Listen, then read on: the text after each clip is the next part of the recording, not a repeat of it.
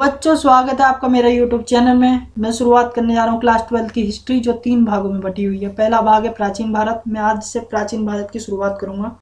इसमें पहला चैप्टर है ईंट, मनके और अस्थियाँ।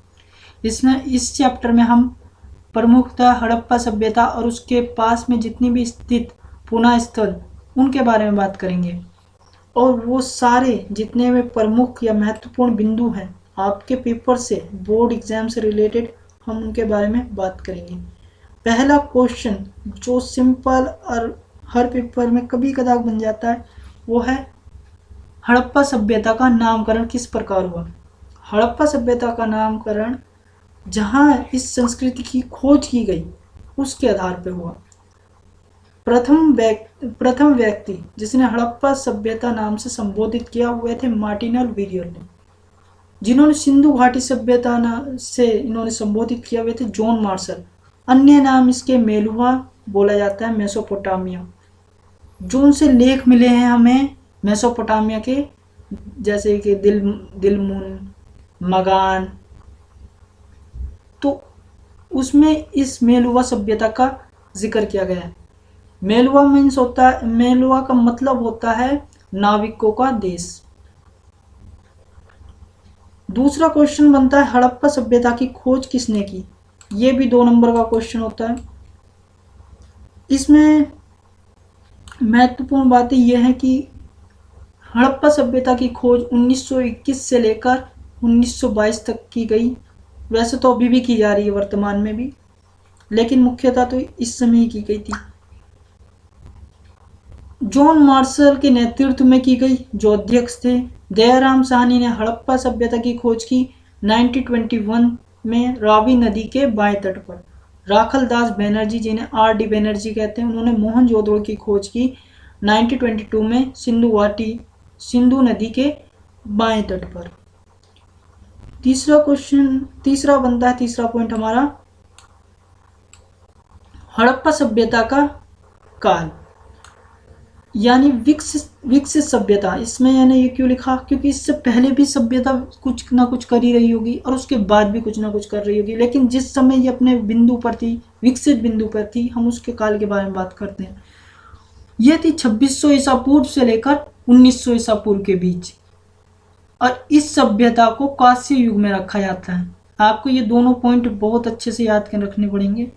एक तो इसका समय काल और एक इसका ये कांस्य युग में रखी जाती है। कांस्य युग वह युग होता है जिसमें मनुष्य ने तांबे और टिन का प्रयोग करना सीख लिया था। इस चैप्टर का एक सबसे महत्वपूर्ण क्वेश्चन जो 2 या 4 नंबर का बनता है, हर एक दो साल के गैप में बन जाता है ये वाला क्वेश्चन। वो क्वेश्चन है हड़प्पा सभ्यता की लिपि। इसमें पहले मैं आपको बता दूं, हड़प्पा सभ्यता की लिपि वर्णमाल्य नहीं थी, यानी इसमें किसी भी प्रकार का स्वर और व्यंजन नहीं थे। इसमें चिन्हों की संख्या लगभग 375 से 400 के बीच थी। ये दाएं से बाईं ओर लिखी जाती थी, यानी ये अरबी की तरह लिखी जाती थी। अधिकतर शिलालेख सील पर दर्ज किए गए थे, मतलब एक पट्टी पर बनाए गए थे, अधिक ज़्यादा से ज़्यादा जितने भी ये अक्षर बनाए गए थे, और उनमें कुछ शब्द शामिल हैं, और उनमें केवल कुछ शब्द ही शामिल थे। मुख्य रूप से चित्रात्मक लिपि है। मैं आपको दिखा देता हूँ ये किस तरीके की लिपि है। ये देखिए, ये एक आदमी खड़ा हुआ दिखाई दे रहा है यहाँ पर। ये हड़प्पा सभ्यता की लिपि है।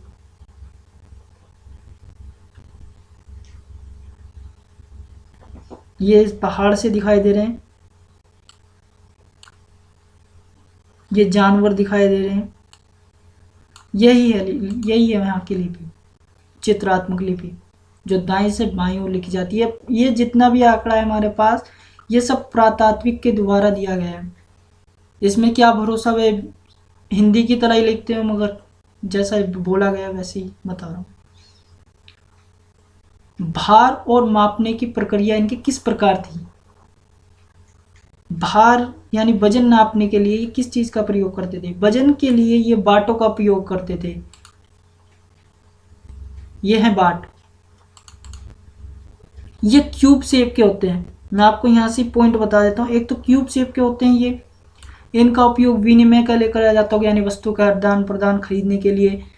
वैसे वस्तु के हिसाब से ये छोटे बहुत हैं, लेकिन इनके लिए मनकों के लिए किया जाता होगा इनका प्रयोग। सोना, तांबा, उसके लिए करा जाता होगा।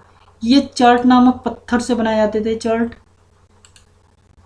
इन पर किसी भी प्रकार का अक्षर या चिन्ह अंकित नहीं था।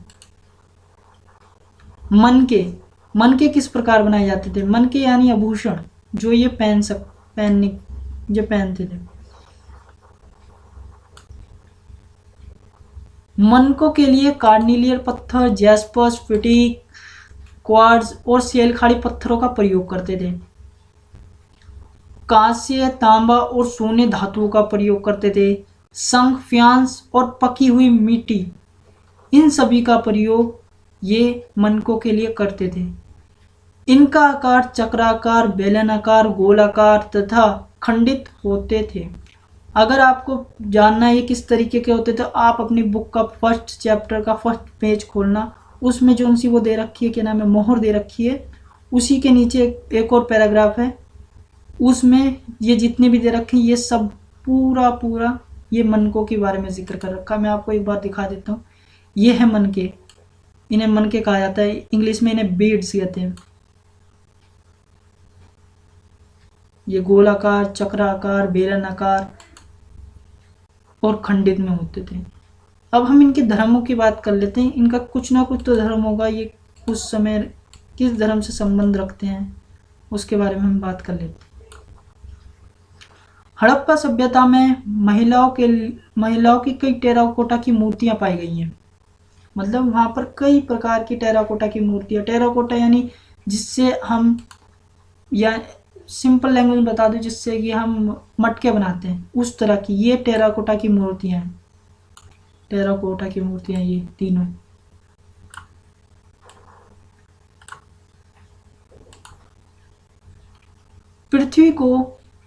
पृथ्वी को देवी की तरह ये पूजा करते होंगे उनकी। हड़प्पा वासियों ने पृथ्वी को एक उर्वरक यानी जैसे कि हमें खाना देने वाली देवी के रूप में देखा होगा और उसकी पूजा की होगी। ये जैसे कि यहाँ पर हमें मूर्तियाँ मिली हैं, इस प्रकार से हम ये मान सकते हैं कि ये महिलाओं का सम्मान करते होंगे और महिला वहाँ उस समय पुरुषों के ही बराबर होंगी। और ये हड़प्पा यानी पृथ्वी में हम किस तरीके से मान सकते हैं? ये पेड़ों की पूजा करते होंगे, पानी की, आग की, चंद्रमा की, सूरज की, नहरों की, जैसे भी हम अभी भी करते हैं। उसी प्रकार से ये पृथ्वी की जितनी भी हमें प्राकृतिक चीज़ें, उन सबको ये मानते होंगे, उनकी पूजा करते होंगे। इसी का मतलब है ये पृथ्वी की देवी की पूजा करते होंगे। और ये दोनों जो उनसे मैंने अभी आपको ये दोनों पॉइंट बताए लास्ट के, उसी तरीके के हैं। एक महत्वपूर्ण चीज़ बनती है, ये एक वहाँ से हमें पशुपति की सील मिली है। पशुपति की सील है क्या? इससे समझने के लिए पहले हम इसका पॉइंट देखते हैं, फिर मैं आपको इसकी चित्र दिखाऊंगा किस तरीके की पशुपति सील है। इस भगवान के 3 सिंग वाले सिर हैं। 3 सिंग वाले सिर के ऊपर एक सिंग पहन रखा है, मुकुट पहन रखा है। यह भगवान एक हाथी, एक बाघ, एक गेंडे से घिरा हुआ है। उसके सिंहासन के नीचे एक भैंसा, उसके चरणों में 2 हिरणें दिखाई देती हैं। और ये जो उनसे भगवान है, ये योगी की मुद्रा में बैठे हैं। अब मैं आपको दिखा देता हूँ।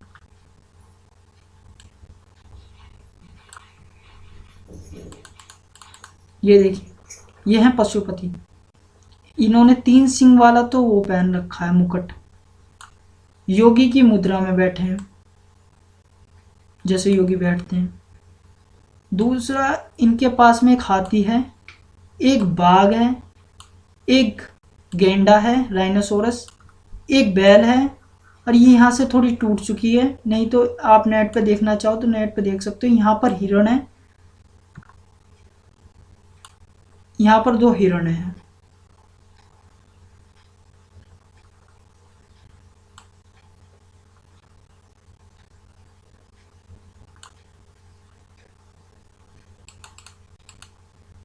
अब मैंने आपसे कहा था कुछ देर पहले कि अगर आपको मन के देखने हो तो आप पहले चैप्टर के पहले पॉइंट पे, सेकंड पॉइंट पे जाना। तो पहले पॉइंट पे क्या है? पहले पॉइंट पे है मोहरे। हड़प्पा सभ्यता की सबसे कलात्मक, सबसे बड़ी कलात्मक रचना मोहरे मानी गई है। और मोहरों की संख्या लगभग 2000 से 4000 के बीच में मिली है। और इनमें से एक बड़ी संख्या एक सींग वाले बैल की है। भैंसे भी मिले हैं, बाघ भी, गेंडे, बकरी और हाथी के चित्रों वाली भी छोटे शिलालेख मिले हैं। ये मैं आपको मोहरे दिखा देता हूँ। ये है मोहरे। एक सींग वाला बैल, ये एक सींग वाले बैल की है, ये बैल की है, ये हाथी की है। 6 प्रकार की हैं ये। और ये भी बैल की लग रही है, ये बाघ की है।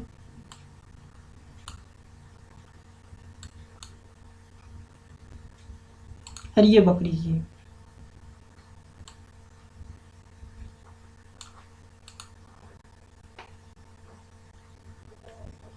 और ये भैंसे की है।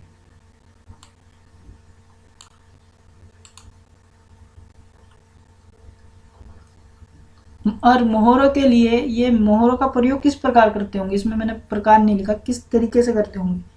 ये जैसे कि सुदूर क्षेत्र, मैंने आपसे कहा कि मेसोपोटामिया से इसके संबंध पाए गए हैं। तो यानी मेसोपोटामिया के लिए क्या करते होंगे, ये मोहरों का प्रयोग करते होंगे वहाँ पर। यानी सुदूर क्षेत्र में व्यापार करने के लिए अगर गए हैं तो वहाँ पर ये मोहरे दिखा देते होंगे कि हम मेलुआ से आए हैं, कहते होंगे हम मेलुआ से आए हैं मेसोपोटामिया में जाकर। तो वहाँ पर इन्हें एंट्री मिल जाती होगी। जैसे कि अभी हम देखें, हमें अपना पासपोर्ट दिखाना पड़ता है अगर हम अभी दूसरे से किसी क्षेत्र में जाएं। जैसे हम अमेरिका जाएं, चाइना जाएं, या फिर रशिया जाएं, न्यूजीलैंड जाएं, ऑस्ट्रेलिया जाएं, कहीं भी जाएं, वहाँ हमें अपना पासपोर्ट दिखाना पड़ता है। तो वैसे ही इन्हें मोहरे दिखानी पड़ती होंगी सुदूर क्षेत्र में व्यापार के लिए। अब मोहरे, मैंने आपको मोहरे दिखा दी।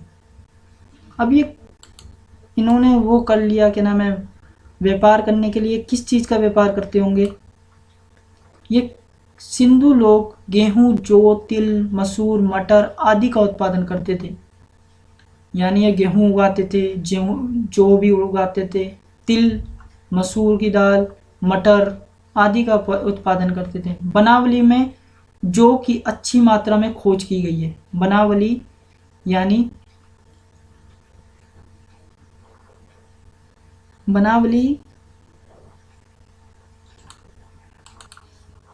बनावली जो हरियाणा में स्थित है, इसमें अधिक मात्रा में जौ की मात्रा प्राप्त की गई है, अच्छी मात्रा में। उन्होंने शीशम और सरसों का उत्पादन भी किया। लोथल के लोग चावल का उत्पादन करते थे, जिनके अवशेष भी मिले। मोहनजोदड़ो और हड़प्पा दोनों में विशाल अन्न भंडार मिले। अन्न भंडार कहाँ मिले होंगे? अन्न भंडार दुर्ग में मिले थे, यानी एक ऊंचा स्थान, ताकि वहां पर चूहे ना जाएं। चूहों से बचाने के लिए आपदा में एक बड़ी स्थान, ताकि लोगों को पता चल जाए कि हाँ वहाँ पर अन्न रखा है उसका। ये मैं आपको दुर्ग के बारे में भी थोड़ी देर में बताऊंगा। मोहनजोदड़ो और हड़प्पा दोनों में विशाल अन्न भंडार में खाद्यान्न बहाल किए गए थे, यानी उनमें अधिक मात्रा में खाना रखा गया था। आपात स्थितियों के दौरान उपयोग के लिए अन्न भंडारों में संग्रहित किए गए थे। कपास पैदा करने वाले सबसे पहले लोग सिंधु के थे, क्योंकि इस क्षेत्र में पहली बार कपास का उत्पादन किया गया। यूनानियों ने इसे सूडोन कहा, जो सिंधु से निकला है। यानी देखो, ये सा है, सीडोन और सिंधु सेम, थोड़ा थोड़ा एक जैसा लग रहा है। अब हम बात करते हैं हड़प्पा सभ्यता, एक नगरीय सभ्यता। ये अभी मैंने आपको दुर्ग के बारे में बताया था, इसमें ही मैं दुर्ग के बारे में जिक्र करूंगा। हड़प्पा सभ्यता एक नगरीय सभ्यता। बस्तियों को 2 भागों में बांटा गया था, दुर्ग और निचला शहर। मैं आपको दिखा देता हूं किस तरीके से।